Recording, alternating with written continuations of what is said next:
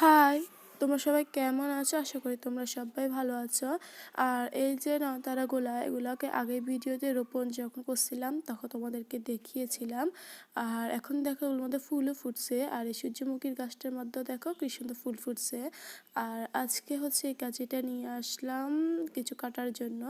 তো এদিকে দেখো আমার যে টমেটো গাছগুলো আছে মাশাআল্লাহ করে এগুলোর মাধ্যমে অনেক টমেটো হয়েছে। আর টমেটোর ভারে গাছগুলো পড়ে যেতেছে। আর এটা হচ্ছে আমাদের কদু গাছ।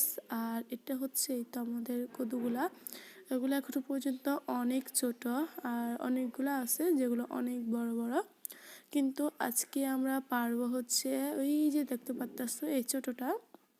কারণটা হচ্ছে এই ছোটটা এখন যে কদুর যে বিতানটা এখন হচ্ছে কদু যেগুলো ছোটোগুলা এগুলো পারলেই বেশ বড়, কারণ এগুলো বড় হয়ে এখন আর এরকম মজা লাগবে না। তো ওই কারণে হচ্ছে আমি আজকে এখান থেকে একটা পেরে নিব, যেটা বড় ওটা রেখে দিব। আর এটাকে এখন পেরে নিচ্ছি।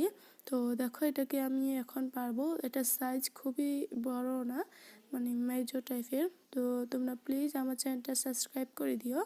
আর এত ছোট কদুটা পাচ্ছি, তারপরও এটার থেকে অনেক হয়েছে। আর দেখো আমাদের কদুর যে এখানটা আছে এটা অনেক বড়, আমাদের চালের মাধ্যমে পুরো চারটা আয়তন হয়ে গেছে। আর এদিকে দেখো আমাদের করলা গাছের মাধ্যমে বেশ বড় বড় কটা করলা ধরছে। এগুলো হারভেস্টিং ভিডিও তোমাদের সাথে নিয়ে আসবো। সে পর্যন্ত তোমরা সবাই ভালো থেকো, সুস্থ থেকো।